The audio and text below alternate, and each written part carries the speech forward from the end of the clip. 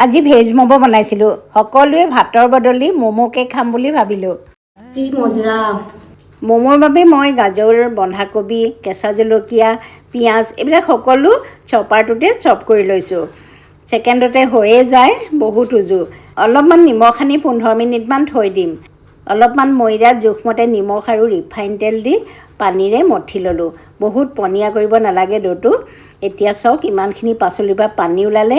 আকৌ মই অকণমান কুকিং অইল দি কুটি লোৱা নহৰু ৰঙচুৱাকৈ ভাজি ল'লোঁ আৰু পাচলিখিনি পানী শুকোৱালৈকে ভাজিম।